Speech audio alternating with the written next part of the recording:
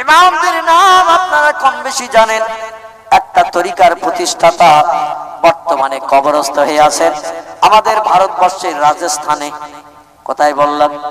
আমাদের ভারতবর্ষের রাজস্থানে একজন ব্যক্তি কবরস্থ আছেন, যার পিতার নাম ছিল খাজা গিয়াসউদ্দিন, মায়ের নাম ছিল উম্মুল ওরা, লোকটির নাম খাজা মাইনুদ্দিন। ইরাকের দেশে ছিল তার বাড়ি, রাজস্থানের আজমিরে তিনি কবরস্থ আছেন। তিনি একটি রাস্তা দেখিয়ে দিয়ে গেছেন। তরিক শব্দের বাংলা অর্থ হলো রাস্তা। রাস্তা তিনি একটি রাস্তা দেখিয়ে দিয়ে গেছেন। আমার এই বানানো রাস্তায় যদি তোমরা চলো গন্তব্যস্থানে পৌঁছাতে পারবে আল্লাহর কাছে।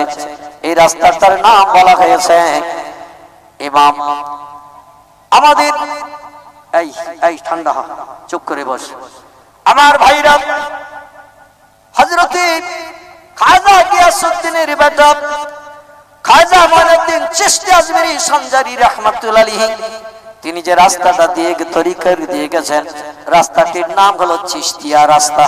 কি নাম? কি নাম? চিশতিয়া তরিকা যাকে বলা হয়। তরিক শব্দের বাংলা অর্থ হলো রাস্তা। এই চিশতিয়া তরিকার প্রতিষ্ঠাতা যিনি আমাদের রাজস্থানের আজমিরে কবরস্থ আছেন তিনি। আর একটি রাস্তা বাতলি দিয়ে গেছেন যিনি সমস্ত পীরদের স্কন্ধে যার পথ যুগল আল্লাহ রেখেছেন, ইরাকের বাগদাদের জমিনে কবরস্থ আছেন তিনি, যার পিতার নাম ছিল আবু মুসালে মুসা জাঙ্গি, মায়ের নাম ছিল উম্মুল খায়ের ফাতেমা, যার নানার নাম ছিল আব্দুল্লাহ সাওমি, লোকটির নাম আব্দুল কাদের জিলানী রাহমাতুল্লাহ আলাইহি। ইরাকের বাগদাদের জমিনে যিনি কবরস্থ আছেন, লক্ষ লক্ষ বোমা নিক্ষেপ হয়েছে ইরাকের দেশে। আমেরিকার সঙ্গে যখন ইরাকের মতো দ্বন্দ্ব হয়েছিল, কিন্তু তার কবরের একটা বালি বেঈমানেরা খসাতে পারেনি। জোরে বলা যাবে কি সুবহানাল্লাহ, নারে তাকবীর। সমস্ত পীরদের স্কন্ধে যার পদযুগল আল্লাহর ওলিদের ভিতরে শ্রেষ্ঠত্বের মর্যাদা পেয়েছেন যিনি, ইনি হলেন আব্দুল কাদের জিলানী রাহমাতুল্লাহ আলাইহি। ইনি একটা রাস্তা দেখিয়ে দিয়ে গেছেন। এই রাস্তাটির নাম হলো কাদরিয়া তরিকা। কি নাম? কাদরিয়া। কাদরিয়া। আর একটা রাস্তা বানিয়ে দিয়ে গেছেন যিনি আমাদের ভারতের পাঞ্জাবের সরহন্দে কবরস্থ আছেন তিনি, আমার ভাই, লোকটির নাম আহমদ সরহন্দি রাহমাতুল্লাহ আলাইহি। সরহন্দের জমিনে তিনি কবরস্থ হয়ে আছেন। লোকটির নাম হলো আহমদ। এই হযরতে আহমদ রাহমাতুল্লাহ আলাইহি একটি রাস্তা তিনি দেখিয়ে দিয়ে গেছেন। রাস্তাটির নাম হলো মুজাদ্দিদিয়া। কি নাম? মুজাদ্দিদিয়া তরিকার প্রতিষ্ঠাতা তিনি। আল্লাহর সঙ্গে সম্পর্ক ছিল তার বড় গাঢ়তর। উনি ডেকে বলছেন, আল্লাহ, আমি গরিবের সন্তান, ভারতের পাঞ্জাবে বসবাস করি, তোমার নবীর দেশে যাওয়ার মতো পয়সা করি আমার নাই, তাই বলে কি তোমার কাবা ঘর আমি দেখতে পাবো না? আল্লাহ তোমার নবী বলেছেন, মান কানা লিল্লাহি কানাল্লাহু লাহু, যে লোকটি পৃথিবীতে আল্লাহর হয়ে যায় আল্লাহ তার আপন হয়ে যায়। আর আল্লাহ যখন কোন বান্দা বান্দির আপন হয়ে যায়, অকুল্লা শাইয়িনিয়ান ফাউন্নাস, পৃথিবীর সমস্ত সৃষ্টি ওই লোকটির তখন বন্ধ হয়ে যায়। আগুন তার বন্ধ হয়, পানি তার বন্ধ হয়, সাপ তার বন্ধ হয়, বাঘ তার বন্ধ হয়, মাটি তার বন্ধ হয়, লোহা তার বন্ধ হয়, হাওয়া তার বন্ধ হয়। এমন কোন সৃষ্টি নাই যে সৃষ্টি আল্লাহর ওই প্রেমিক প্রেমিকা বান্দা বান্দির হুকুম তামিলে অস্বীকার করে। আল্লাহ যারা হয়ে যায় সব সৃষ্টি তাদের আপন হয়ে যায়। আল্লাহ এটাই যদি বাস্তব সত্য হয়, আমার তো অর্থ সম্পদ নাই, মক্কা মুকাররমায় নবীজির মাতৃভূমিতে যে আপনার শ্রেষ্ঠ ইবাদতের ঘর কাবা ঘর দেখব, আমি আপনার বান্দা এই পাঞ্জাবের সরহন্দে আপনাকে ইবাদত করে যদি খুশি করে থাকি, তাহলে মক্কার কাবা ঘর একটু পাঞ্জাবের সরহন্দে তুমি এনে দেখাও। কারণ তুমি কোরআনে বলেছো, এলাহি তোমার কোরআনের কথা সত্য, ইন্নামা আমরুহু ইযা আরাদা শাইয়ান আইয়াকুলা লাহু কুন ফায়াকুন। জোরে বলা যাবে কি একটু আল্লাহু আকবার? আর একটু চিল্লায়ে বলা যাবে না আল্লাহু আকবার? আল্লাহ বলেন, আমি তোমাদের সেই প্রভু গো, আমি যখন কোনো বিষয়ে কোনো হুকুম করি, ইযা আরাদা শাইয়ান, কোনো কিছু তৈরি করার পরিকল্পনা ইচ্ছা প্রকাশ করি, আইয়াকুলা লাহু, আমার জবাব দিয়ে আমি শুধু একটু বলি কোন হ ফায়াকুন সঙ্গে সঙ্গে সেটা হয়ে যায়। আমার কোনো কিছু বানাতে তৈরি করতে 1 সেকেন্ডের জায়গায় 2 সেকেন্ড সময় কোনোদিন লাগেনি এবং ভবিষ্যৎ লাগবে না। তোমরা যেন ধারণা করিও না তোমাদের সলিমউদ্দিন চাচা আব্দুল করিম দাদা মনোরঞ্জন কাকার মতো আমি আল্লাহ বুড়ো টুড়ো হয়ে গেছি, আমার পাওয়ার শেষ হয়ে গেছে আর পারবো না, এমন ধারণা যেন কোনোদিন করিও না। আমি অতীতে ছিলাম যেমন, বর্তমানে আছি তেমন, ভবিষ্যৎও থাকবো তেমন, আমার কোনো পরিবর্তন নাই। আমার আল্লাহ পাক এমন একজন পাওয়ারফুল শ্রেষ্ঠ, আমরা যেটা দেখতে পাই না সেটা দেখতে পাই কে? কথা বলেন। আমরা যেটা শুনতে পাই না সেটা শুনতে পাই কে? আমরা যেটা জানতে না পারি সেটা আগে জানতে পারে কে? আমরা যে কাজটা তাড়াতাড়ি করতে পারি না সেটাও তাড়াতাড়ি করতে পারে কে? তিনি কেমন তাড়াতাড়ি করতে পারেন পৃথিবীতে তার বাস্তব নজির দিয়েছি। সিরিয়ার জেরুজালেমে আজ যদি আপনি যান, আমার আল্লাহ তাড়াতাড়ি কেমন করতে পারেন তার বাস্তব নমুনা দেখার সুযোগ হবে। পৃথিবীতে একটি বড় পুরানো মসজিদ আছে ওই সিরিয়াতে, জায়গাটির নাম হলো প্যালেস্টাইন। কি নাম বললাম? সিরিয়ার দেশের প্যালেস্টাইনে একটি বড় ইবাদতের ঘর রয়েছে। পৃথিবীর একটি পুরানো ইবাদতের ঘর, নাম তার মসজিদ। এই মসজিদটাকে কোরআনের ভাষায় বলা হয়েছে মসজিদুল আকসা। আমরা যাকে বাংলায় বলি বাইতুল মুকাদ্দাস, আল্লাহর পবিত্র ইবাদতের ঘর। এই ঘরের ভিত গেড়েছিলেন যিনি, নাম তার হযরত পয়গম্বর দাউদ আলাইহিস সালাম। দাউদ পয়গম্বর ইবাদতের ঘরের ভিত গেড়েছিলেন, কিন্তু কাজ শেষ করতে পারেননি। আল্লাহ তাকে আজরাইল দিয়ে চাবি মোড়া দিয়ে পরকালে পাড়ি দিয়ে দিয়েছেন। ওনার 12টি মতান্তরে 15টি ছেলে ছিল। তাফসীরে লেখকেরা বিভিন্ন মন্তব্য করেছেন, কেউ বলেছেন 12, কেউ বলেছেন 15। এই 12 বা 15টি ছেলের ভিতরে কনিষ্ঠ ছেলে ছিলেন যিনি ছোট, লোকটির নাম ছিল হযরতে সুলাইমান। কি নাম? এই ছোট ছেলেটির নাম ছিল সুলাইমান। আল্লাহ অন্য কোন ছেলেকে পয়গম্বর না বানিয়ে, বাদশাহ না বানিয়ে মিশর সিরিয়ার দেশে সুলাইমানকে আল্লাহ বাদশাহ পয়গম্বর বানিয়েছিলেন। বড় ভাইরা তার কাছে মাথা নত করতে উদ্যত হয়েছিল, পয়গম্বর আর নবী হওয়ার কারণে, বাদশাহ হওয়ার কারণে। বাবা অসম্পূর্ণ ইবাদতের ঘরের ভিতর উপরই পয়গম্বর যখন হলেন, বাদশাহ হলেন তিনি, সব সাম্রাজ্যের দায়িত্ব হাতে পেলেন তিনি, বিশ্বব্যাপী বাদশাহিত্য করার সুযোগ পেয়েছিল এই সুলাইমান। আরেকজন ব্যক্তি বিশ্বব্যাপী বাদশাহিত্য করার সুযোগ পেয়েছিল, নাম তার সেকেন্দার জুলকারনাইন। কি নাম বললাম? সেকেন্দার জুলকারনাইন। আল্লাহ বিশ্বব্যাপী বাদশাহিত্য করার সুযোগ দিয়েছিল। সুলাইমান বলেন, तमाम পৃথিবীর বাদশাহিত্য যখন আল্লাহ আমাকে দিয়েছেন, তাহলে আমার বাবার বানানো এই ভিতের উপরে বাকি কাজটা সম্পন্ন করি। জেন জাতিদের ডেকে নিয়ে সোনার উপর 10টা 3টি ধাতু কড়াই ফেলে গালিয়ে, আবার ফরমায় ফেলে ইট বানিয়ে বাইতুল মুকাদ্দাসের দেওয়াল গেঁথেছিলেন। নামি দামি পাথরগুলো দেওয়ালে চতুর্দিকে সব সেট করে দিয়েছিলেন। রাতের বেলা কোনো লাইট জ্বালাতে হতো না, দেওয়ালের পাথরই রাতের বেলা দিনের মতো জ্বলজ্বল করে জ্বলতো। এই বাইতুল মুকাদ্দাস, জোরে বলুন সুবহানাল্লাহ। এই বাইতুল মুকাদ্দাসের ভিতরে একসঙ্গে জামাতে নামাজ পড়তে পারে 2,25,000 মানুষ। তাহলে মসজিদটা ছোট মসজিদ তো নাকি? আপনাদের মসজিদ ওর থেকে বড় তো নাকি? কত লক্ষ ধরে? 200, 250, 300, ঠিক কি না? আমাদের মসজিদে জনসংখ্যা ধরে 150, 200, 250। আর এই মসজিদটি একসঙ্গে জামাতে নামাজ পড়তে পারে 2,25,000 মানুষ। তবে বড় দুঃখের সঙ্গে একটা খবর দিই, এই মসজিদে 70,000-এর মতো পয়গম্বর আল্লাহর ইবাদত বন্দেগী করে জান্নাত হালাল বানিয়েছে। জোরে বলা যাবে কি সুবহানাল্লাহ? আমাদের পয়গম্বর মুহাম্মদ রাসূলুল্লাহ পর্যন্ত ইবাদতের ঘর বাইতুল মুকাদ্দাসে নামাজ আদায় করেছে। যেদিন নবীজি আল্লাহর বাড়ি যাচ্ছেন নেমন্তন্ন খেতে, সেটি ছিল আরবি ভাষায় মেরাজ। বাংলাকে উচ্চ গগন ভ্রমণ বলা হয়, আরবি ভাষাকে মেরাজ বলা হয়েছে। মেরাজের রজনীতে আল্লাহ নবীকেও বাধ্য হতে হয়েছিল বাইতুল মুকাদ্দাসে 2 রাকাত নামাজ আদায় করতে। আবার নবী এই পৃথিবী থেকে যখন আকাশ পাড়ি দেওয়া শুরু করেছিল, পৃথিবীর অন্য কোন জায়গা থেকে তার আকাশ পাড়ি শুরু হয়নি, এই বাইতুল মুকাদ্দাসের চাতল থেকে আকাশ পাড়ি দেওয়া শুরু হয়েছিল। তাহলে মসজিদটির দাম আছে না নাই? যে মসজিদে কম বেশি 70,000-এর মতো পয়গম্বর আল্লাহর ইবাদত করে জান্নাত হালাল বানিয়েছে, এই মসজিদটি এখন আর মুসলমানদের হাতে নাই। ইহুদিরা, ইসরায়েলের ইহুদিরা মুসলমানদের কাছ থেকে এই মসজিদটি জোর করে এখন কেড়ে নিয়েছে।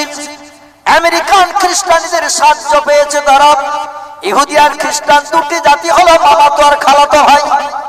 ইহুদি বিপদে বললে খ্রিস্টান উপকার করে, খ্রিস্টান বিপদে বললে ইহুদি উপকার করে। আর পৃথিবীতে 55টির মতো মুসলিম দেশ বিদ্যমান, একটা দেশের মুসলমানেরা নাকে কাঠি দিয়ে হাসতেছে না। চাচা আপন পরাণ বাসা যার চিন্তা সেই করছে, আর প্যালেস্টাইনের মুসলমানেরা চোখের পানিতে বুক ভাসিয়ে শুধু কাঁদছে। এই মুসলমানদের কাছ থেকে বাইতুল মুকাদ্দাসটা কেড়ে নিয়েছে ইহুদিরা। এই বাইতুল মুকাদ্দাসের ভিতরে তারা শূকর বেঁধে লালন পালন করছে। এই বাইতুল মুকাদ্দাসের ভিতরে বসে মদ ঢেলে ঢেলে ইহুদিরা খাচ্ছে। ওদের জন্য মদ খাওয়া বৈধ হালাল, তাই মসজিদে বসে বসে এখন মদ ঢেলে ঢেলে খাচ্ছে। এই মসজিদের ভিতরে যুবতী মেয়েদের নিয়ে নাচ আর ডান্স গান গাচ্ছে তারা। আর মুসলমানেরা প্যালেস্টাইনের সুন্নি মুসলমান, আমরা যারা সুন্নি ওরা ওই রকম সুন্নি মুসলমান, আল্লাহর কাছে হাত তুলে শুধু খাচ্ছে মায়ানমারের মুসলমানদের মতো। আমাদের পার্শ্ববর্তী দেশ মায়ানমার, ওই মায়ানমারের মুসলমানেরা বৌদ্ধ ধর্মাবলম্বীদের অত্যাচারে আজ তারা নির্যাতিত, তাদের প্রাণ নাশ করছে, বিবি বাচ্চা বিধবা এতিম হচ্ছে, বাচ্চাগুলো কেড়ে নিয়ে প্রাণ নাশ করছে মায়ানমারের মুসলমানদের। ওরা জীবন রক্ষার তাগিদে, দুনিয়ায় বেঁচে থাকার তাগিদে বাংলাদেশের বর্ডারের দিকে, মায়ানমারের পাশেই বাংলাদেশ, বাংলাদেশের বর্ডারে আসছে। আর বাংলাদেশের মুসলমান বিডিআর ওরা মারার উপরে খাড়ার খাড়া, মুসলমান মেয়েরা জীবন রক্ষার তাগিদে রক্তপ্লুত হয়ে মারধর খেয়ে যখন বাচ্চা কোলে করে নিয়ে আসছে বাংলাদেশের বর্ডারে, আর বাংলাদেশের মুসলিম বিডিআরেরা মারার উপরে খাড়ার ঘা দিয়ে তাদের উপর আবার অত্যাচার করে মারধর করে আবার বাগের গালে তাদের ফেলে দিচ্ছে। একটু জোরে বলুন নাউজুবিল্লাহ। যেখান থেকে মার খেয়ে এসেছে আবার তাদের হাতে তুলে দিচ্ছে, বাঘের মুখে আবার ফেলে দিচ্ছে। মায়ানমারের মুসলমানেরা বলে আল্লাহ তোমার নবীর আদর্শ যেটা নয়, তোমার নবী জানিয়েছেন লা ইউমিনু আহাদুকুম হাত্তা কুনা হাব্বা লিআখিহি আও ক্বালা লিজারিহি মা ইউহিব্বু লিনাফসিহি, রাওয়াহু মুসলিম। একটু চিল্লায়ে বলুন আল্লাহু আকবার। আল্লাহর নবী সোনার জবানিতে জানিয়েছেন, এ সাহাবীরা আমার উম্মতেরা তোমরা শোনো, লা ইউমিনু আহাদুকুম, তোমাদের ভিতরে এই লোকটাই সময় পর্যন্ত কামেলে মুমিন মুসলমান হিসেবে সাব্যস্ত হবে না, আল্লাহর জান্নাত হালাল বানাতে পারবে না, জাহান্নাম হারাম বানাতে পারবে না, হাত্তা কুনা হাব্বা লিআখিহি, যত সময় না পর্যন্ত ওই লোকটি ভালোবাসবে তার ভাইয়ের জন্য, আও ক্বালা লিজারিহি, কিংবা তার পাড়া প্রতিবাসী দেশবাসীর জন্য, মা ইউহিব্বু লিনাফসিহি, যেটা তার নিজের জন্য ভালোবাসে।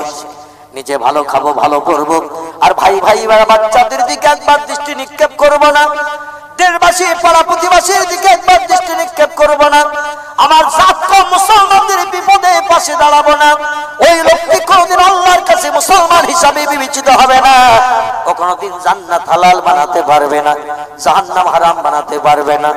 তুমি যদি পাকা ঘরে থাকো, তোমার ভাই ভাই বাচ্চাদের জন্য একটা পাকা ঘরের ব্যবস্থা করিও। তুমি যদি ভালো মন্দ জোগাড় করে বন্ধু বান্ধব নিয়ে খাও, তোমার ভাই ভাইয়ের বাচ্চাদের উনানে হারিয়ে উঠেছে কিনা একটু খবর নাও। তোমার একই মায়ের পেটের ভাই তার বিবি বাচ্চাদের উনানে হারিয়ে উঠেছে কিনা একটু খবর নাও। বন্ধু বান্ধব ডেকে ভালো মন্দ খাচ্ছ, তারা নিতে চাইছে না, জোর করে তাদের পাতে দিচ্ছ। আর তোমার ভাইয়ের বাচ্চাটা বিড়ালের বাচ্চার নাই, মায়ের কাছে কাউ কাউ করছে, দুপুরে রান্না হয় নাই, মার ক্ষুধার যন্ত্রণা সহ্য করতে পারি না, কিছু খাবারের ব্যবস্থা করো। মা বলে ধৈর্য ধর, সহ্য কর, আজকের রান্না হয় নাই। তারা পেটে পেট লাগিয়ে ক্ষুধার যন্ত্রণায় ছটফট করি। তোমার ঘরের বসের ভাই ভাইয়ের বাচ্চারা আর বন্ধুরা নিতে চাইছে না, জোর করে দিচ্ছ তাদের পথে, নষ্ট করছে। আপনি বিড়ালের মুখে দিলেন, আপনি এমন করে গরুর মাসলাই দিলেন, ছাগলের মুখে দিলেন, মানুষ না কেউ অনাহারা হয়ে রয়েছে। যত তুমি নামাজ পড়ো, রোজা রাখো, টুপি মাথায় দাও, আল্লাহর জান্নাত তুমি হালাল বানাতে পারবে না। একটা মুসলমান আরেকটা মুসলমানের সঙ্গে যত সময় সম্পর্ক ভালো না রাখবে, তুমি যদি কোরিয়ান কম্বল মুড়ি দিয়ে রাতের বেলা বেবি বাচ্চা নিয়ে ঘুমাও, ভাই ভাইয়ের বাচ্চাদের জন্য অন্তত একটা চাদরেরও ব্যবস্থা করিও। তুমি একটা কাশ্মীরি শাল গায়ে দিয়ে বেড়াচ্ছ শীতের বেলা, তোমার ভাই ভাইয়ের বাচ্চারা বুকে হাত বেঁধে নিয়ে খালি গায়ে ঘুরে বেড়াচ্ছে, একটা গামছাও তাদের গায়ে নাই। নবী বলছেন তুমি মুসলমান নও, জোরে বলুন একটু নাউজুবিল্লাহ। আজ মায়ানমারের মুসলমানেরা মার খেয়ে জীবন রক্ষার তাগিদে বাংলাদেশ মুসলিম দেশ, যে দেশে 100-এর ভিতরে 95 জন মুসলমান বসবাস করে, বর্তমানে 18.5 কোটির মতো মুসলমান ওই দেশে বসবাস করছে। ভিন ধর্মাবলম্বীদের 24 ঘন্টা ঘুরলেও নজরে দেখতে পাওয়া যায় না। শতকরা মাত্র 5% হিন্দু ভাইদের বসবাস বাংলাদেশ। মেয়েরা হাতে শাখাও দেয় না, কপালে তারা এমন করে কোনো তিলক ও সিঁদুরও দেয় না, কারণ মুসলমানদের দেশে বাস করে বলে ওরাও পর্দা প্রসিদ্ধা নিয়ে চলে। আমার এবছর সবার যাওয়া হয়ে গেছে বাংলাদেশে, আবার আগামী কালও যাব বাংলাদেশে। আমি বন্ধুগণ বছর 5-6 বাংলাদেশে আমি যাচ্ছি। এবছর দেখতে দেখতে আমার 33 দিন প্রোগ্রাম করা হয়ে গেছে সবারে, আবার আগামী কালও যাব 3 দিনের প্রোগ্রাম। সে দেশে হিন্দু মেয়েদের চেনা যায় না, তারা মাথায় সিঁদুরও দেয় না, হাতে শাখাও দেয় না, কোন জায়গায় মাইক বাজিয়ে তারা পূজা অর্চনাও করে না, গোপনে গোপনে করে মুসলমানদের ঠেলায়। আর তোমরা মুসলমানেরা সুখী জীবন গঠন করছো আর মুসলমানদের বাঘের গালে ফেলে দিচ্ছ। হাসরের মাঠে কি তোমরা হাজিরি হবে না? অবশ্যই হাসরে হাজিরি হতে হবে। সেদিন 9টা দানের কটা চাল আল্লাহ দেখিয়ে দেবে। প্যালেস্টাইনের মুসলমানেরা মদ খাওয়া দেখছি বাইতুল মুকাদ্দাসের ভিতরে, শুকর লালন পালন করছে ইহুদিরা, সেটা বাস্তব চোখে দেখছি। যুবতী মেয়েদের নিয়ে নাচের ড্যান্স দিয়ে গান গাচ্ছি, ওই ইহুদিরা মুসলমানেরা দেখছি হৃদয়ে জ্বলছে তুষের আগুন। যে মসজিদে 70,000-এর মতো পয়গম্বর আল্লাহর ইবাদত করে আল্লাহর জান্নাত হালাল বানিয়েছি, একসঙ্গে 2,25,000 মানুষ যে মসজিদে জামাতে নামাজ পড়তে পারে, নবীদের মেরাজের রজনীতে এমন কোন পয়গম্বর ছিল না যে পয়গম্বর বাইতুল মুকাদ্দাসে আসেনি। আল্লাহর নবীর পিছনে ইক্তেদা করে নামাজ আদায় করেনি। আল্লাহর লক্ষ কোটি ফেরেশতাও সেদিন নবীজির পিছনে ইক্তেদা করেছিল। মুসলমান ভাইরা সেই মসজিদটা এখন বিধর্মীরা বেঈমানেরা কেড়ে নিয়েছে মুসলমানদের কাছ থেকে, আর ওরা কাচ্ছে মুসলমানদের কাছে, দাবি করছে আমাদের হয়ে রাষ্ট্রের সঙ্গে কিছু বলো, হোয়াইট হাউসে কিছু বলো, বিশ্ব ব্যাংকের দরবারে কিছু বলো, আমরা যাতে আমাদের মসজিদ ফিরিয়ে পাই। পৃথিবীর কোন দেশের মুসলমান রাষ্ট্র নেতা নাকে কাটে দিয়ে হাসে না, কারণ আমেরিকা দাদা তাদের বন্ধু ইহুদি ইসরায়েলের ওই ইহুদিরা, ওদের নামে কিছু বললে আমাদের বিপদ আসতে পারে, এই চিন্তায় কোন মুসলিম দেশ কিছু বলে না। ওরা এখন বলছেন আল্লাহ তুমি ছাড়া আমাদের আর কোনো উপায় নাই। আল্লাহ যেদিন তোমার দয়া হবে, যেদিন তোমার রহম হবে, সেদিন আমাদের মুখে হাসি ফুটবে। আমরা পশ্চিম বাংলা থেকে ওই প্যালেস্টাইনের মুসলমানদের জন্য, মায়ানমারের মুসলমানদের জন্য আমরা দোয়া করি, আল্লাহ তাদের যেন করুণা রহমত দান করে সাহারা দিয়ে মুখে হাসি ফুটান। জোরে বলুন একটু আল্লাহুম্মা আমিন। একটু জোরে বলা যাবেন আল্লাহুম্মা আমিন। আমার ভাইরা, বর্তমান 21 শতাব্দীর যুগে আজকের চাচা আপন পরাণ বাঁচা, এই চিন্তা নিয়ে পৃথিবীর মানুষ চলতে শুরু করেছে। আল্লাহর যে শ্রেষ্ঠ শক্তি আছে এটা মানুষ এখন আর বিশ্বাস করে না, এটা মানুষ আর জীবনের সঙ্গে প্রতিফলিত করতে চায় না, যার কারণে আল্লাহর রহমতের দরজা বন্ধ করে চাবি লাগিয়ে দিয়েছে। আমরা যদি তার প্রেমিক নবীদের জীবন আদর্শের দিকে দৃষ্টি নিক্ষেপ করতাম, এই পৃথিবীতে কিয়ামত পর্যন্ত আর নবীর আগমন হবে না। নবীর কাজ করবে যারা, তারা হলো অলিয়া উলিয়ার দল। আমরা ওলিয়া উলিয়াদের জীবনের দিকে যদি একবার দৃষ্টি নিক্ষেপ করতে পারতাম, তাহলে আমাদের কোনদিন মেম্বারের বাড়ি যেতে হতো না, প্রধানের কাছে দরখাস্ত দিতে হতো না, ডাক্তার মাস্টারের কাছে যে যুক্তি বুদ্ধি নিতে হতো না। আল্লাহ আমাদের জন্য যথেষ্ট হয়ে যেত। জোরে বলুন আমিন। আমার ভাইরা, পাঞ্জাবের সারহান্দের আল্লাহর মহান ওলি বান্দা নাম তার আহমদ সারহান্দি রাহমাতুল্লাহ আলাইহি, আল্লাহকে ডেকে বলেন, আল্লাহ মানুষের কাছে যেটা অসম্ভব তোমার কাছে সেটা সম্ভব। কারণ তুমি তো কোরআনে জানিয়েছো, তুলিজুল লাইলা ফিন নাহারে ওয়া তুলিজুন নাহারা ফিল লাইল ওয়া তুখরিজুল হাইয়া মিনাল মাইয়াতি ওয়া তুখরিজুল মাইয়াতা মিনাল হাইয়্যি ওয়া তারযুকু মান তাশাউ বেগাইরে হিসাব। জোরে বলুন একটু আল্লাহু আকবার। আমার আল্লাহ বলছেন, আমি কেমন পাওয়ারফুল, আমার শক্তি ক্ষমতা কেমন। আমি কোরআনের এই সেন্টেন্স বাক্যের ভিতরে তোমাদের মগজ সাফ করার চেষ্টা করেছি। আমি রাতকে দিন বানাই, দিনকে রাত করি। আমি মরারে জেন্দা করি, জেন্দাকে এক মুহূর্তে মারি। জেন্দাকে মারতে আমার বুলেটের গুলি দিয়ে বক্ষ ঝাঁঝরা করতে হয় না, নাক টিপে ধরতে হয় না, তার এমন করে গলা চেপে ধরে শ্বাস নিঃশ্বাস বন্ধ করতে হয় না। আমি শুধু কোন বলি, সঙ্গে সঙ্গে জেন্দা মরে, আবার মরাও জেন্দা হয়। জোরে বলুন একটু সুবহানাল্লাহ। আমি শুধু কোন বলি, রাত দিন হয়, দিন রাত হয়। আমার আল্লাহ শুধু কোরআনে কট করিনি, বাস্তবে আবার প্রমাণ করে দেখিয়েছেন। জোরে বলুন সুবহানাল্লাহ। ভাইরা আমার, হযরত আহমদ সারহান্দি আল্লাহকে বলেন, আল্লাহ তোমার কাবা ঘর কি আমার দেখা হবে না? আমার আল্লাহ বলছেন, বান্দা তুমি আমার, আমি তোমার। এজন্য আমি মক্কার চাতওয়াল থেকে কাবা ঘর উঠিয়ে তোমার সারহান্দে হাজির করে দিচ্ছি। হুজুরকে ডাক দেয়া গেল, এ আহমদ সারহান্দি, আমার কাবা ঘর দেখার জন্য তুমি আমার কাছে দাবি করেছো, অনুরোধ করেছো, নিবেদন করেছো। আমি তোমার দাবি পূরণের জন্য মক্কার ওই কাবার চাতওয়াল থেকে কাবা ঘর উঠিয়ে নিয়ে তোমার ঘরের সামনে হাজির করেছি। আমার কাবা ঘর যদি দেখতে চাও, ঘর থেকে বাইরে বেরিয়ে পড়ো। আহমদ সারহান্দি ঘর থেকে বাইরে বেরিয়ে পড়েছেন, দেখছেন আল্লাহর কাবা ঘর তার ঘরের সামনে দাঁড়িয়ে। জোরে বলুন একটু সুবহানাল্লাহ। আহমদ সারহান্দি দেখি খুশিতে বাগবাগ, ডেকে বলে, আল্লাহ আমি খবরে শুনেছি কাবা ঘরের দক্ষিণ পূর্ব দিকে জমজম কূপ বলে একটি পানির কুয়া আছে নাকি? এটা যদি তোমার অরিজিনাল কাবা হয়, তাহলে জমজম কূপ কই? জোরে বলুন আল্লাহু আকবার। আল্লাহ জমজম কূপ কই? আল্লাহ বলছেন, আমার প্রেমিক বান্দা আহমদ সারহান্দি, আবার জমজম কূপ দেখা লাগবে। আল্লাহর বান্দা বলছেন, না আমি আরবি, কাবার চাতওয়ালে তো জমজম কূপ আছে, খবর শুনেছি। আল্লাহ বলে, আহমদ সারহান্দি রে, তোর বাড়ির পাশের ওই কুয়াটি, পথ কুয়াটি আমি আল্লাহ জমজম কূপ বানিয়ে দিয়েছি। মক্কার জমজম কূপের পানি আর তোর এই পথ কুয়ার পানি আমি অবিকল এক লেভেল বানিয়ে দিয়েছি। মাটির তলা দিয়ে আমার আল্লাহ আন্ডারগ্রাউন্ড করে দিয়েছেন। আমাদের দেশের মানুষ যারা ট্যুর করতে পাঞ্জাবে যায়, আজমিরে যায়, ওই কুয়ার পানি ওখান থেকে ব্যারেল ভরে ভরে নিয়ে চলে আসে। মাসের পর মাস, বছরের পর বছর রাখে।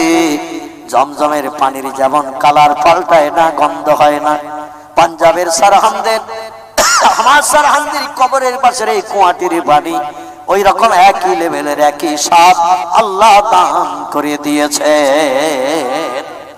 আমার ভাইরা, ইনি পৃথিবীতে একটি রাস্তা বাতলে দিয়েছি। রাস্তাটির নাম হলো মুজাদ্দেদিয়া। কি নাম? মুজাদ্দেদিয়া তরিকা। আর একটা তরিকা রাস্তা আছে, এই রাস্তার প্রতিষ্ঠাতা যিনি আফগানিস্তানের মাজারে শরীফে কবরস্থ হয়ে আছেন, তিনি আমার ভাইরা, যিনি একটি রাস্তা তৈরি করে দিয়েছেন, তিনি বলছেন, দুনিয়ার মানুষ তোমরা তিনটি তরিকার প্রতিষ্ঠাতার নাম শুনেছ, এমন করে তাদের রাস্তা নিয়ে তোমরা কম বেশি রিসার্চ গবেষণা করেছ। আমি ইমাম বাহাউদ্দিন, আমি একটি রাস্তা তোমাদের জন্য বানিয়ে দিলাম। আমার এই রাস্তাটাই যদি তোমরা চলতে পারো সঠিক গন্তব্যস্থানে পৌঁছাতে পারবে। ইমাম বাহাউদ্দিন নকশবন্দি রাহমাতুল্লাহ আলাইহি ইনি যে তরিকাটা রাস্তাটা পৃথিবীর মানুষের জন্য প্রতিষ্ঠা করেছেন, এনার রাস্তাটার নাম হলো নকশবন্দিয়া তরিকা। জোরে বলুন একটু সুবহানাল্লাহ। এই লোকটির কাছে একজন সাধারণ মানুষ এসে হাজির হয়েছে, বলে হুজুর লোকমুখে শুনেছি আপনি মানুষকে বায়াত করেন, তাকে আল্লাহ আল্লাহ প্রেমিক বানান, এজন্য আমাকে একটু বায়াত করে দিয়ে মুরাকাবা মুশাহাদার সবক দিন, আমি সে তো আমল করে যেন আল্লাহকে চিনতে পারি, নবীজির দিদার আমি নসিব করতে পারি, পরকালে জান্নাত আমি হালাল বানাতে পারি। ইমাম বাহাউদ্দিন নকশবন্দি বলল, বাবা যদি তুমি আমার কাছে বায়াত হতে চাও, মুরিদ হতে চাও, তাহলে তওবা করো। আগে তওবা করে নিয়ে এবার তুমি কলেমা শরীফ পড়ো, কলেমায় রদ্দে কবর পড়ো। লোকটাকে পড়িয়ে দিয়ে কিছু আমল দিলেন। প্রতিদিন 10,000 বার করে আল্লাহ আল্লাহ নামে জপ করতে হবে। প্রথম সবক, প্রতিদিন তোমাকে 10,000 বার আল্লাহ আল্লাহ নামের সবক পাঠ করতে হবে। প্রতি ফরজ নামাজ অন্তে সুবহানাল্লাহ 33 বার, আলহামদুলিল্লাহ 34 বার, দরুদ শরীফ 100 বার, কলেমা শরীফ 500 বার করে তোমার পড়তে হবে। এটা হলো প্রথম সবক। এগুলো মস্ক হয়ে গেলে আবার আসবে 2-1 মাস পরে, আবার সবক পাল্টিয়ে বড় সবক দেব। প্রথম সবক হলো 24 ঘন্টায় 10,000 বার শুধু আল্লাহ আল্লাহ বলতে হবে। আর প্রতি ফরজ নামাজি ডাইনে বামে সালাম ফিরানোর পর সুবহানাল্লাহ, আলহামদুলিল্লাহ, কলেমা শরীফ, দরুদ শরীফ এগুলো তোমাকে পড়তে হবে। লোকটা সবক নিয়ে বাড়ি এসেছে, ফজরের বেলা ফজরের নামাজ অন্তে এবার এই সবক পাঠ করে মস্ক করে যখন কাজে যায়, দিন মজুরি লোক, মালিক বলে 8 ঘন্টা লেট হয়ে গেছে, তোমাকে আর কাজে নেব না। আমার আর যারা কাজ করছে তারা 8 ঘন্টা 45 মিনিট আগে এসে কাজে জয়েন করেছে, বেশ কিছুটা কাজ হয়ে গেছে, আর তুমি এখন আসছো, তোমাকে আর কাজে নেব না, কালকের সময় মতো এসো। পরের দিন ফজরের নামাজ অন্তেই সবক মস্ক করতে ওর সময় লেগে যায় বেশি। সবক মস্ক করে যখন কাজে যায়, মালিক বলছে আজও যখন লেট করে এসেছো কাজে আর নেব না, বাড়ি যাও। লোকটা বাড়ি ফিরে চলে আসে। স্ত্রী বলে আপনি কাজে গেলেন না? বলে গিয়েছিলাম, মালিক কাজে নেয়নি। বলে কিসে কি হলো? বলে ওই পীর সাহেব ইমাম বাহাউদ্দিন নকশবন্দির কাছ থেকে সবক নিয়ে এসেছি। আরে ফজরের বেলা সবক মস্ক করতে গিয়ে সমস্যা দেখা দিয়েছে, আমার একটু লেট হয়ে যাচ্ছে কাজে যেতে, মালিক আর কাজে নিচ্ছে না, এই জন্য আমি ফিরে বাড়ি এসেছি। বলে তোমার বাচ্চা কাচ্চার উপায় কি হবে? পরস্পর 2 দিন তুমি মজুরি খাটতে পারোনি, পয়সা পাওনি, বাজার থেকে কিছু কিনে আনোনি, উনানে হাড়ি চাপাতে পারিনি, এই ছোট্ট ছোট্ট বাচ্চাদের মুখে কি দেব? বলে আজকের দিন গেছে যাক, আগামীকাল দেখি কি হয়। পরের দিন আবার ফজরের সবক মস্ক করতে করতে নামাজের পর সময় তার লেট তো হবেই হবে।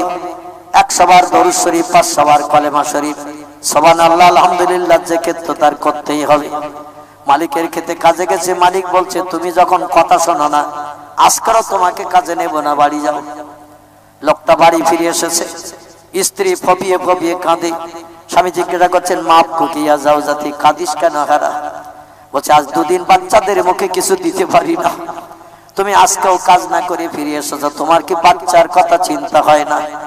আমি না খেয়ে থাকলাম, কিন্তু বাচ্চাগুলো তো থাকতে পারে না। বলে বিবিরে, পীর সাহেবের নির্দেশ মানতে যে আমার সকালে কাজে জয়েন করা হচ্ছে না, আর একটু লেট হয়ে যাচ্ছে বলে মালিক খুব কড়া, আমাকে কাজে জয়েন করতে দিচ্ছে না। বলে আমি কি একটা কথা আপনাকে বলবো? মুরিদ বলছি নাম ইয়া জাওজাতি, একটা কেন তুমি 5টা বলতে পারো, বলো। বলছেন আপনি কি একটু হুজুরের কাছে যেতে পারবেন? বলে কেন? বলে হুজুরের কাছে যে একটু বলুন, হয় আমাদের হাঁড়িতে ওঠানোর মতো কিছু ব্যবস্থা করে দেখ, অন্যথা আপনার ফজরের সবকটা কম করে দেখ। ফজরের ওই যে সবকগুলো আছে এগুলো কম করে দিক, যাতে আপনি সময় মতো কাজে জয়েন করতে পারেন, অন্যথা আমাদের উনানে হাঁড়ি চাপানোর মতো কিছু ব্যবস্থা করে দিক, এছাড়া তো আমাদের বেঁচে থাকা সম্ভব হবে না। স্বামী বলছে সাদ্দাকতে ইয়া জাওজাতি, বিবি সত্যি তোর মগজে জ্ঞান আছে, তুই যে তত্ত্ব দিয়েছিস তত্ত্ব দুটো মানার মতো যুক্তিযুক্ত।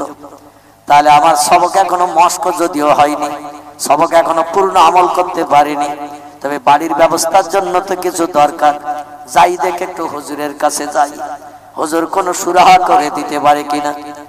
একটা নদী পার হয়ে যেতে হয় ইমাম বাহাউদ্দিন নকশবন্দির বাড়ি, এই সাগরেদের বাড়ি থেকে একটা ছোট নদী পার হয়ে যেতে হয় নৌকায় করে। নৌকায় করে হুজুরের বাড়ি পৌঁছে গেছেন। হুজুর ডেকে বলছেন, মানান্তা মাসমুখী আখি, এ ভাইকে তুমি তোমার পরিচয় দাও। বলে, হুজুর এই কয়েকদিন হলো মাত্র আপনার কাছ থেকে মুরিদ হয়ে আমি বাড়ি গেছি। হুজুর 24 ঘন্টায় 10,000 বার আল্লাহ আল্লাহ নামে জপ করতে হবে। প্রতি ফরজ নামাজ আনতে সুবহানাল্লাহ, আলহামদুলিল্লাহ, দরুদ শরীফ, কালেমা শরীফ, জিকির আপনি দিয়েছেন। ইমাম বাহাউদ্দিন নকশবন্দি বলছে, বাবা তোমার এই 2-4 দিনের ভিতরে কি আমল কমপ্লিট হয়ে গেছে? তোমার কি মস্ক হয়ে গেছে? হৃদয় কি চালু হয়ে গেছে? সাগরেদ বলে, লা ইয়াইহাল ওসাতিস, আমার ওস্তাদ হুজুর গো, 2-4 দিনে কি এটা অন্তরে জপ করা সম্ভব? এখন আমি মস্ক করে অন্তরে সেট করতে পারিনি। বলে, তাহলে আবার কি জন্য এসেছ? বলে, হুজুর ওই ফজরের নামাজের পর সবক মস্ক করতে যে আমি দিন মজুরি, পরের খেতে মজুরি খেটে সংসার চালাই। মালিক আমাকে আর কাজে নিতে চাইছে না। 3 দিন ফিরিয়ে দিয়েছি, উনানে হাড়ি উঠছে না। গরিব মানুষ আমি, আমার বিবি না কে অনাহার, আমি অনাহার, কিন্তু বাচ্চাগুলো আর সহ্য করতে পারছে না। কাউ কাউ করছে, বিড়ালের বাচ্চার মতো খাবারের দাবি করছে তার মায়ের কাছে। তাদের ক্ষুধার যন্ত্রণার কান্না দেখলে আমাদের হৃদয় ফেটে যায়। হুজুর তাই কষ্ট করে নদী পার হয়ে আপনার বাড়ি এসেছি। ইমাম বাহাউদ্দিন নকশবন্দি বলছে, বাবা কি আশা নিয়ে এসেছো বলো? বলে, হুজুর আমার ফজরের সবক কিছু কম করে দেন, যাতে অন্য দিন মজুরির সঙ্গে মালিকের খেতে নির্দিষ্ট টাইমে জয়েন করতে পারি। অন্যথা উনানে হাড়ি ওঠানোর মতো কিছু ব্যবস্থা করে দিলে ভালো হয়। হুজুর আপনার কাছে চাওয়াটা যুক্তিযুক্ত না, কিন্তু আমি উপায় পাচ্ছি না আমার বাচ্চাদের মুখের দিকে তাকিয়ে।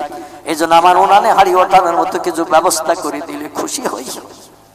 ইমাম বাহাউদ্দিন নকশবন্দি বলছে, বাবা আল্লাহর সঙ্গে সম্পর্ক গাঢ়তর তৈরি করতে গেলে সবক কম করা যাবে না, এরপরে আরো বাড়বে বাড়বে বাড়বে বাড়বে।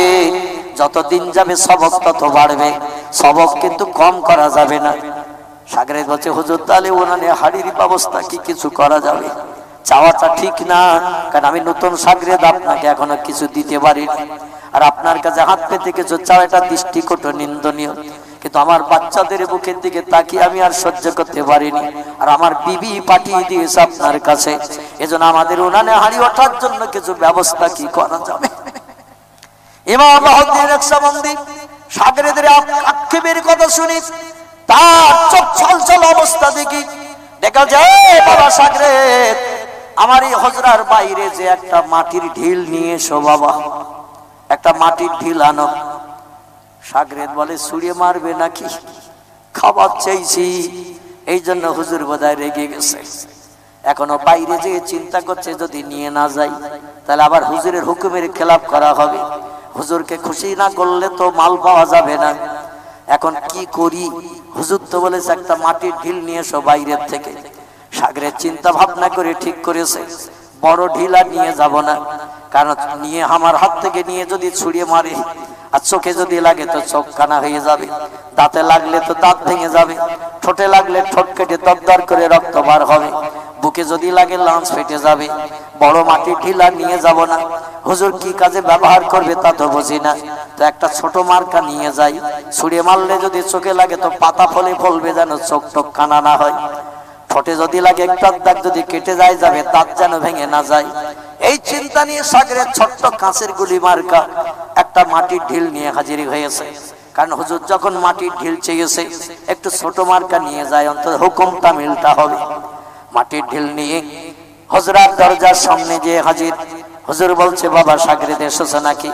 বলে, নাম ইয়াই হলো সাতিজ হুজুর। হ্যাঁ। ইমাম বাহাউদ্দিন নকশবন্দি ডেকে বলছে, বাবা আমি একটা মাটির ঢিল আনতে বলেছিলাম, খবর কি? বলে, হুজুর এই তো আমি এনেছি। বলে, আমার হাতে দাও। ইমাম বাহাউদ্দিন নকশবন্দির হাতে মাটির ঢিলটা দিয়েছে সাগরেদ। হুজুর মাটির ঢিলটা হাতে করে নিয়ে কোরআনের 3টা আয়াত শরীফ পাঠ করেছেন জোরে জোরে করে। মাটির ঢিলে 3 বার একটু মাটির ঢিলে 3 বার ফু দিয়ে দিয়েছে, দিয়ে বলছে এই নাও বাবা, এটা নিয়ে এলাকায় যেখানে বাজার আছে, সোনার দোকান আছে, সেখানে যে এই সোনার দোলাটা বিক্রি করে দেবে, যা পয়সা হবে তাই দিয়ে চাল আটা কিনে নিয়ে বাড়ি চলে যাবে। যতদিন না ফুরাবে ততদিন যেন আর আসবে না, সবক মস্ক করতে থাকবে। যখন ফুরিয়ে যাবে আবার এসে খোঁজ নেবে, আবার তোমাকে কিছু দেয়া যাবে। শাগরেদ বলে আল্লাহ কি সর্বনাশ করলাম। হুজুর বলল মাটির ঢিল তো আমি এত ছোট কেন এনে বললাম, আর ফু দিয়ে যে সোনার দোলা বানাবে তাও তোমার জানা ছিল। ও হাতে করে নিয়ে নাড়াচাড়া করে দেখে 1 নম্বর 24 ক্যারেট, এর ভিতরে খাত্তাত কিছু নাই, পাকা সোনা। জোরে বলুন সুবহানাল্লাহ। বলে হুজুর 3 বার কোরআনের আয়াত পড়ে ফু দিয়ে যে সোনার দোলা বানাবে, তা যদি আমার জানা থাকতো তো বড় সাই একটা কাঁধে করে নিয়ে যেতাম, জীবনে আর কোনোদিন হুজুরের কাছে কিছু চাওয়ার দরকার হতো না।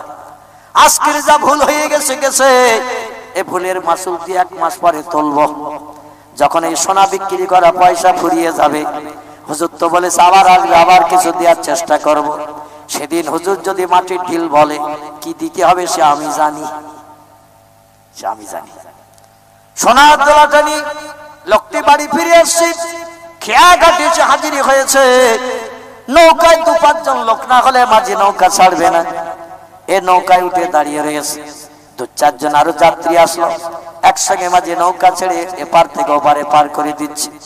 নদীর মাঝ পজিশনে যখন নৌকা চলে গেছে, ইবলিস শয়তান ওর মনের ভিতরে ঢুকে গেছে। শয়তান আল্লাহর কাছ থেকে 4টে পাওয়ার চেয়ে নিয়েছে। কটা? শয়তান আল্লাহর কাছ থেকে 4টে পাওয়ার চেয়ে নিয়েছে। 70,000 বছরের ইবাদতের প্রতিদান। আল্লাহকে খুশি করেছে 70,000 বছর ইবাদত করে ইবলিস।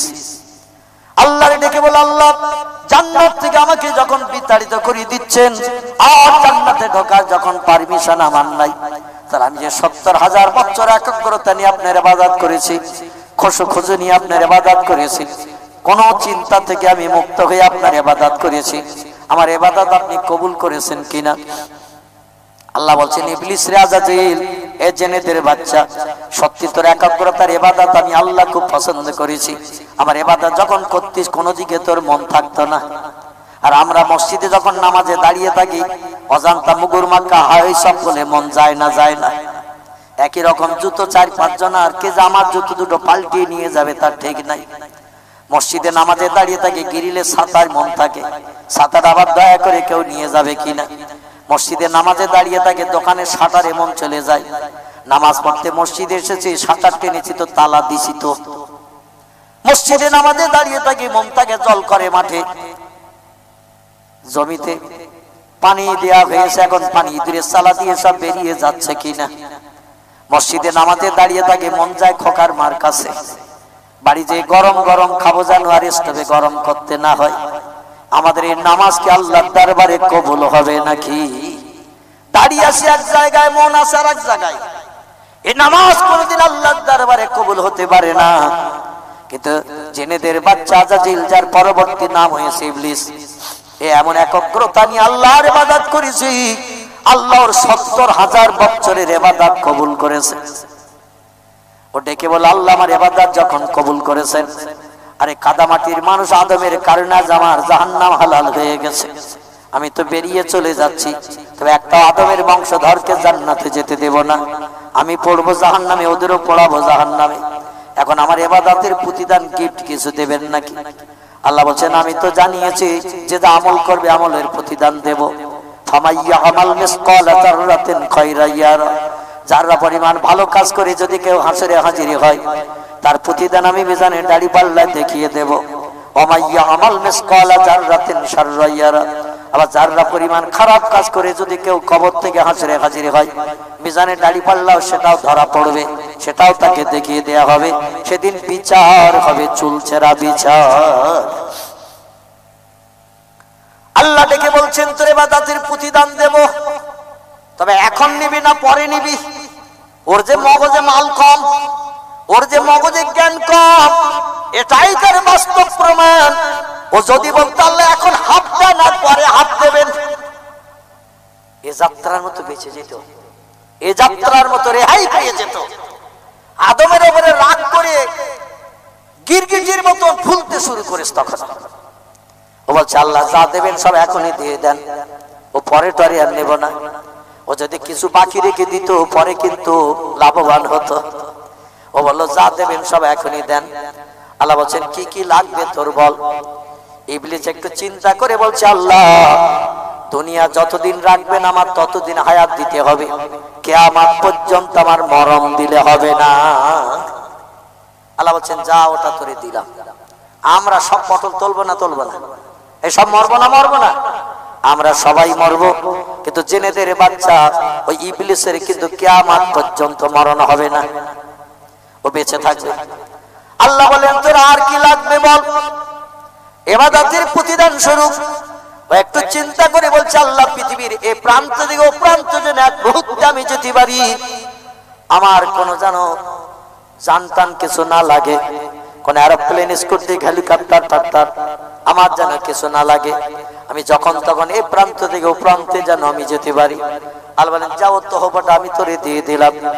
আল্লাহ বলছেন তোর ইবাদতের প্রতিদান আর কিছু লাগবে নাকি। ইবলিস একটু চিন্তা ভাবনা করে বলছে আল্লাহ আর একটা দিলে খুব খুশি হই। আল্লাহ বলছেন আর কি লাগবে বল। বলে আমি যখন তখন যে কোনো রূপ ধারণ করে মানুষকে যেন ধোঁকা দিতে পারি, যে কোনো রূপ যেন আমি ধারণ করতে পারি, চেহারা পরিবর্তন করে মানুষকে খারাপ কাজে নিয়ে যাওয়ার জন্য বন্ধু সাজবো, প্রেমিকাও সাজবো, বন্ধু হয়ে মদ খাওয়াবো, মানুষ মার্ডার করাবো, যাতে ও জাহান্নামী হয়। আল্লাহ বলেন যা ওটাও তোরে দিলাম। আর কিছু লাগবে পরে চাইলে বলার পাবি না, কারণ তুই এখনই সব নিবি বলেছিস।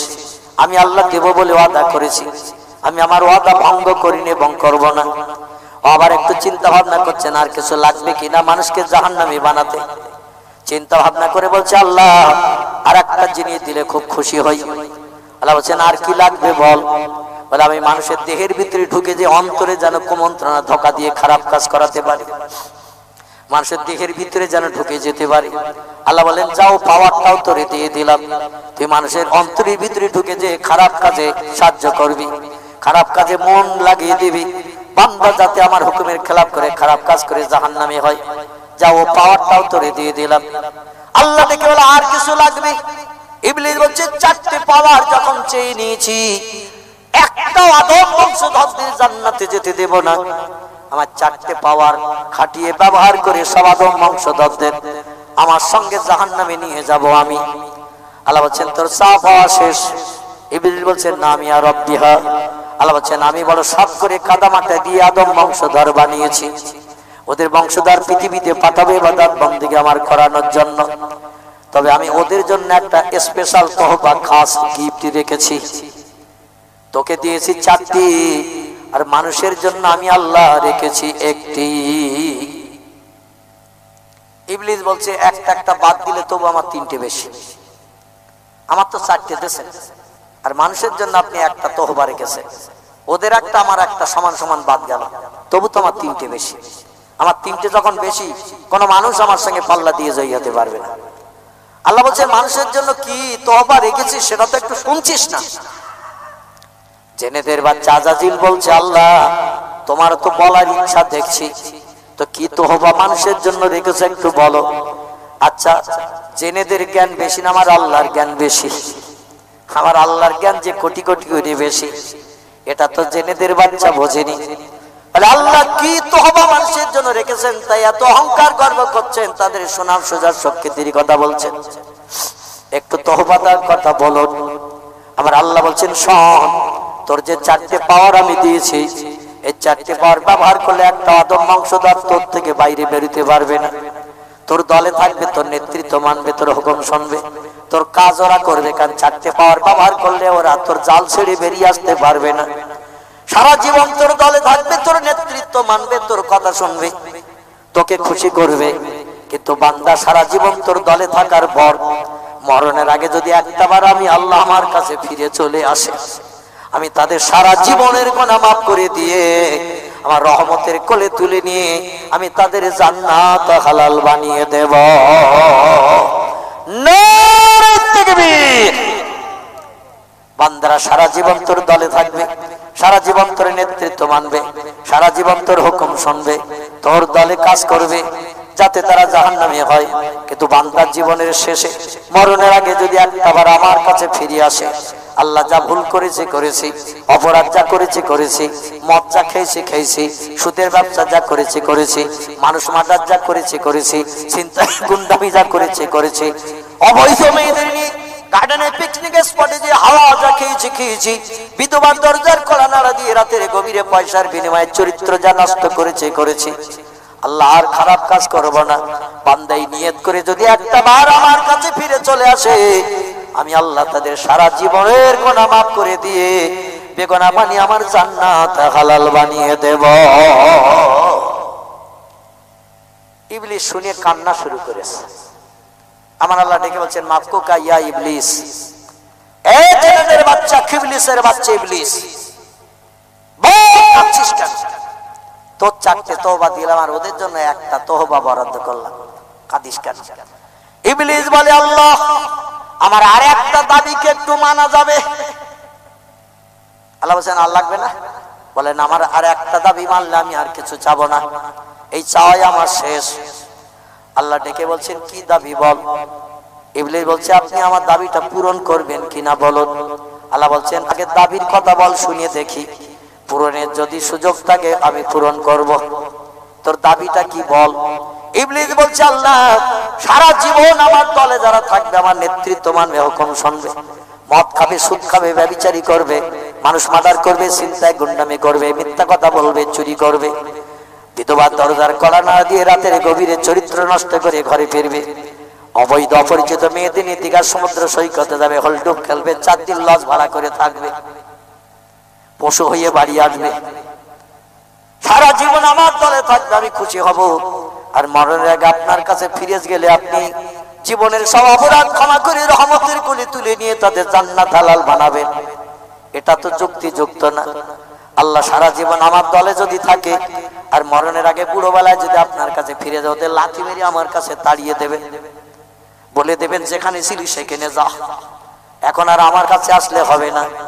আল্লাহ ওদের একটু তাড়িয়ে দেবেন আমার কাছে, আমার এই 5 নম্বরের দাবিটা একটু কবুল করুন, আর কিছু চাবো না।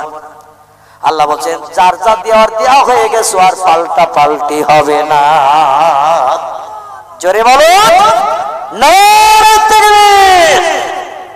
আল্লাহ শয়তানের 5 নম্বরের দাবিটা যদি কবুল করত, আমরা জীবনে আর জান্নাতে যাওয়ার সুযোগ পেতাম। একটা লোক কি বলতে পারবেন আমার জীবনে কোনো ভুল নেই, আমার জীবনে কোনো অপরাধ নেই? রাসূল বলছেন, কুল্লু বনি আদমা খাত্তাউন, প্রত্যেকটা আদম বংশধর গুনাহগার, প্রত্যেকটা আদম বংশধর গুনাহগার। গোনা নাই, ভুল নাই, পাপ নাই এমন মানুষ পৃথিবীতে কেউ নাই। মানুষ মাত্রই অপরাধী, কম বেশি অপরাধ ভুল আছে আমার ভাইরা। আর আমাদের অপরাধের হিসাব যদি আল্লাহ হাসরে নেয়, সেদিন চুলচারা বিচার হবে, বিপদের সম্মুখীন হতে হবে না? হবে না? কিন্তু আল্লাহ বলছেন, কুল ইয়া ইবাদিয়াল্লাযীনা আসরাফু আলা আনফুসিহিম লা তাকনাতু মির রাহমাতিল্লাহ ইন্নাল্লাহা ইয়াগফিরুয যুনুবা জামিআ ইন্নাহু হুয়াল গাফুরুর রহিম। জোরে বলুন একটু আল্লাহু আকবার। আল্লাহ কোরআনে কোট করেছেন আমাদের মুখে হাসি ফোটানোর জন্য। আল্লাহ বলেন, কুল, আমার হাবিব আপনার উম্মতদের আপনি বলে দিন, জানিয়ে দিন, ইয়া ইবাদিয়াল্লাযিনা আসরাফু, আল্লাহর বান্দা বান্দীরা নফসের তাড়নায় পড়ে, কুমন্ত্রণায় পড়ে, ধোঁকায় পড়ে, শয়তানের অসহায় পড়ে জীবনে যত তোমরা ভুল ত্রুটি করেছো, অপরাধ করেছো, লা তাকনাতু মির রাহমাতিল্লাহ, আল্লাহর করুণা থেকে তোমরা কেউ নিরাশ হয়ে না। আল্লাহ তোমাদের বঞ্চিত করবে না। অপরাধ যদি আমার আল্লাহ তোমাদের ক্ষমা না করে, তাহলে তোমরা জাহান্নামী হবে, শয়তান খুশি হবে, আল্লাহ খুশি হবে। আল্লাহ শয়তানকে অখুশি করতে চায়, উনি নিজে খুশি হতে চায়। তাই তিনি কোরআনে জানিয়েছেন, লা তাকনাতু মির রাহমাতিল্লাহ।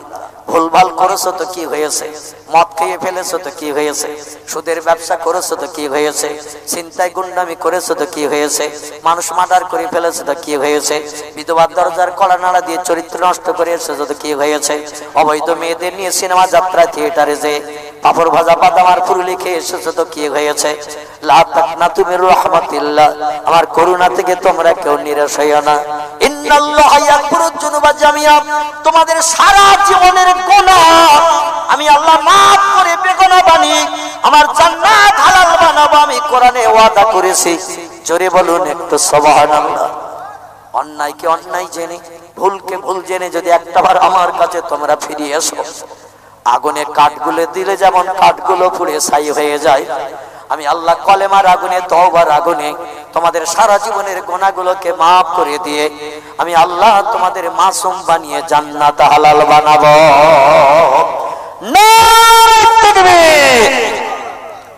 আমার ভাইরা, এই জন্য ইবলিস শয়তানকে দিয়েছিল, আল্লাহ আমার 5 নম্বরের দাবিটা কবুল করুন, আমার নেতৃত্ব মেনে সারা জীবন চলবে যারা, আর জীবনের শেষ বেলা আপনার কাছে ফিরে গেলে লাথি মেরে তাড়িয়ে দেবেন আমার কাছে। যে দলে সারা জীবন ছিল ওই দলে যা, এখন শেষ বেলা আমার কাছে আসলে আর হবে না। আপনি এই 5 নম্বরের দাবিটা কবুল করুন। আল্লাহ বলেন যাদের জাতি আর দেয়া হয়ে গেছে আর পাল্টা পাল্টি হবে না, কম বেশি হবে না।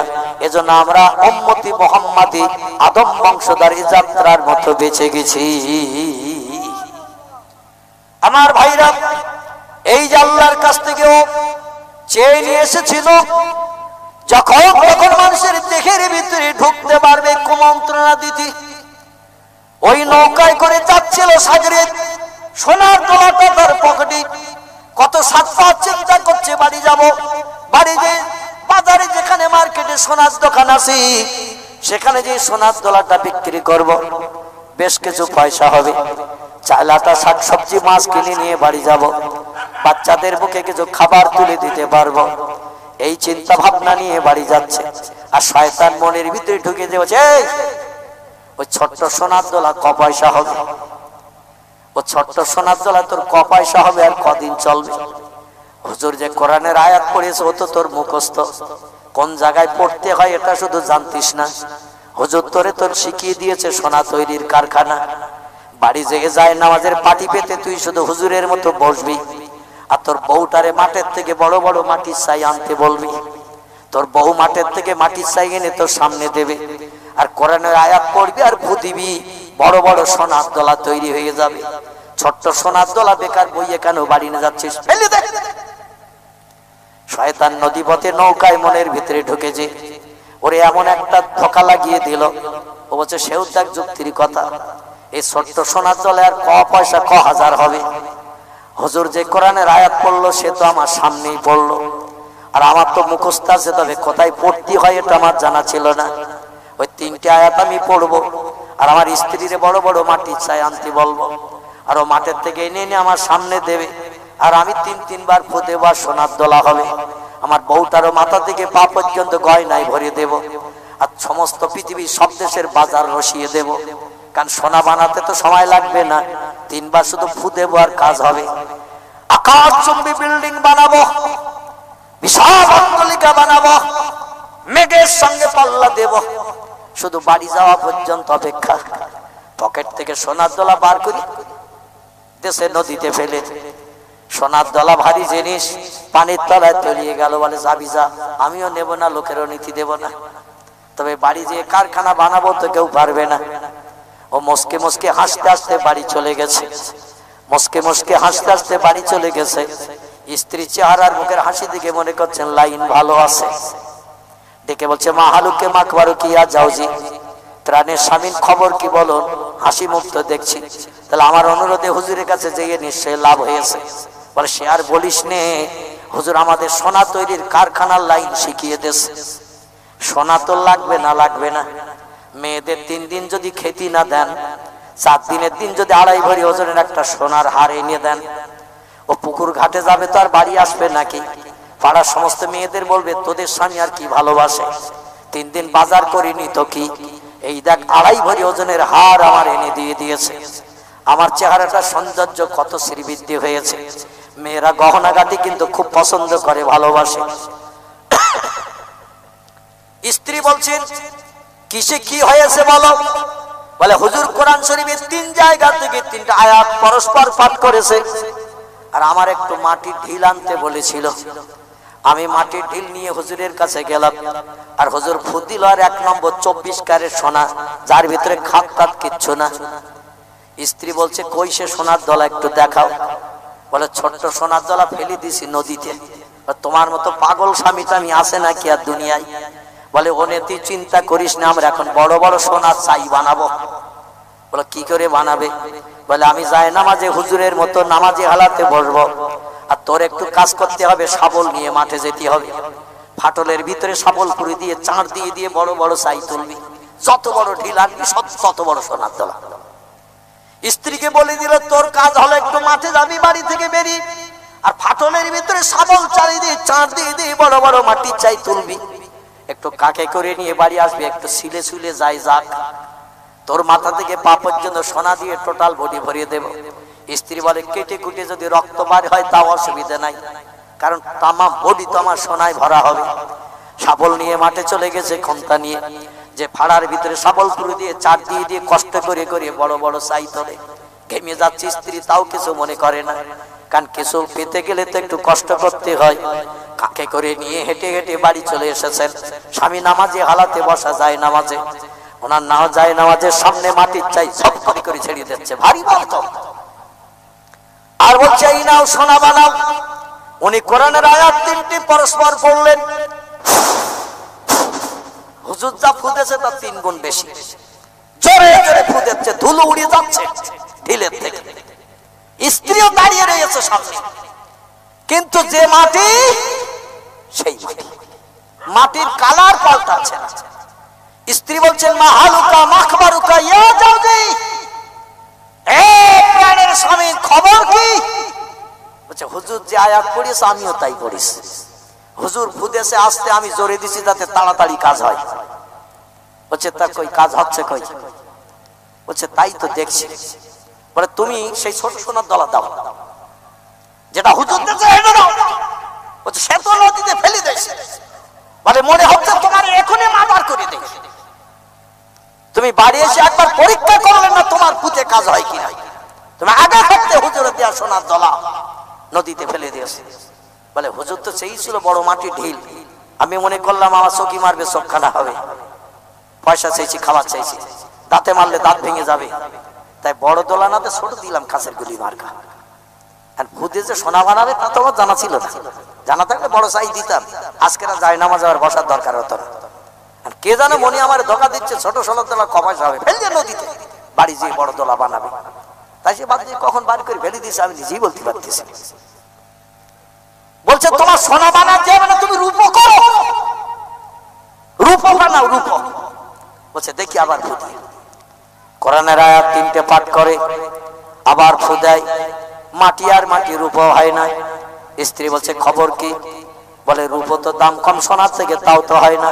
বলে তোমার রূপ করতে হবে না, তুমি কয়লা করো,